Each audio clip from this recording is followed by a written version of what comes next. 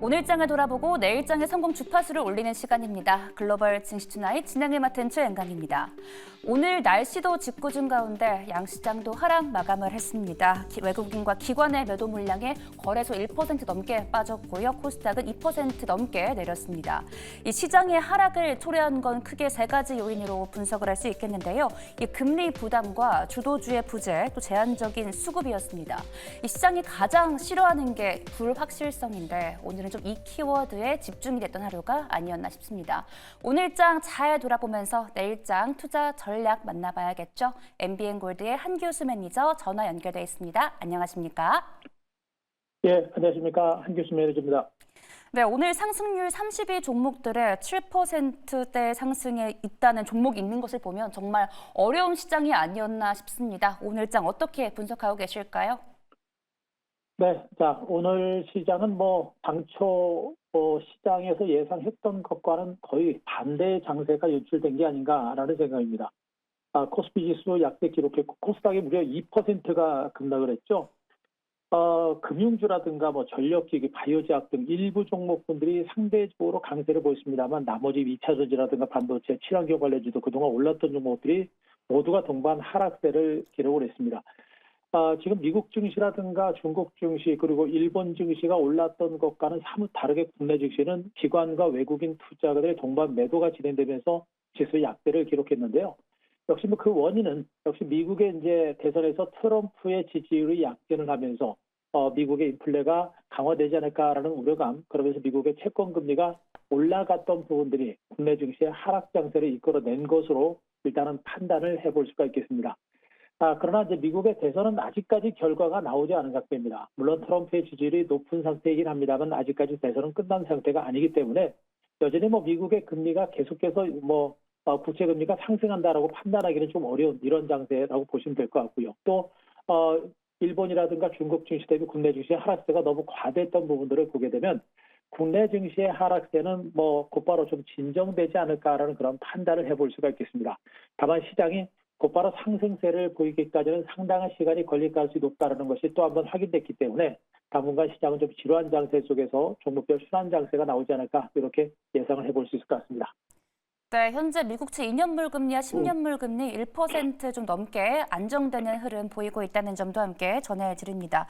하지만 시장이 이렇게 빠져서 너무 불안해하시는 분들이 많으실 것 같은데요. 내일장 투자 전략은 어떻게 세워보는 게 좋을까요?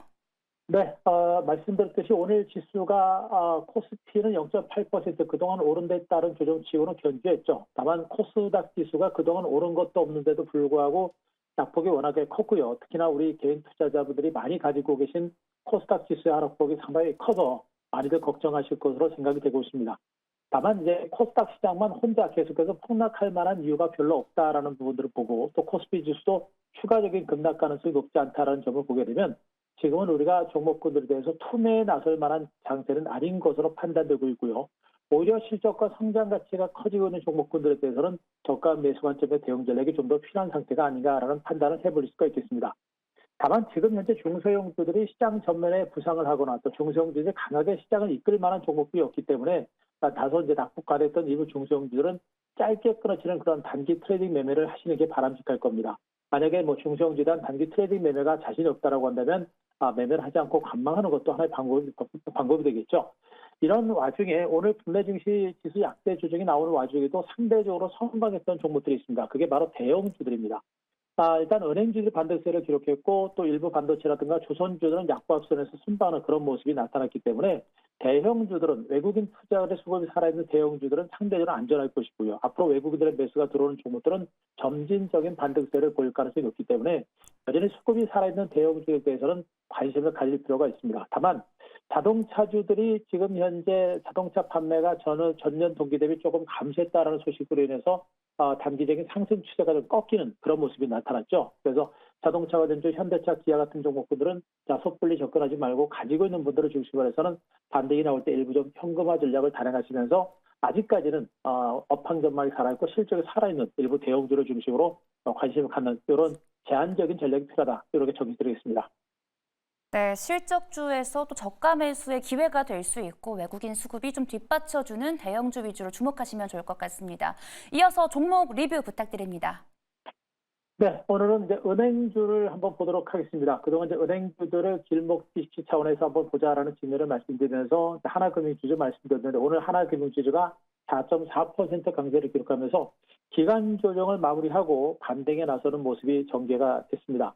일단 뭐 은행주들 같은 경우는 기업 밸류에 대한 기대감들이 상당히 크게 작용을 하고 있는 모습이고요. 여전히 실적 대비 저평가됐다는 인식들이 여전히 강한 상태입니다. 이런 가운데 하나금융지주에 대해서도 기관과 외국인들의 쌍끌이 매수가 계속해서 유입되고 있는 모습이기 때문에 시장 자체가 붕괴되지 않는 선에서 이런 실적과 성장성이 있는 종목들에 대한 수급은 계속해서 유입될 가능성이 높아 보이죠. 때문에 하나금융지주도 아직은 추가적인 반등 가능성이 있기 때문에 자, 섣불리 매도하지 말고 좀 더 들고 가시면서 수익을 좀 더 극대화하는 이런 전략을 펼치는 게 바람직하지 않을까라는 판단이고요.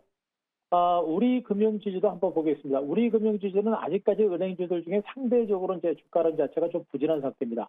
여전히 지리한 횡보 장세가 연출되는 와중에 오늘도 약세 출발에 강박성까지 밀리긴 했는데 수급이 아직까지는 상대적으로 강하지는 않습니다. 하지만 우리 금융지도 조만간에 기업 밸류와 관련된 대책이 나올 가능성이 높기 때문에 이 종목의 주가도 점진적인 반등세가 좀 더 강화될 가능성은 여전히 큽니다. 그래서 아직까지는 우리가 관심을 가질 만한 그런 종목으로 보시면 되겠고요.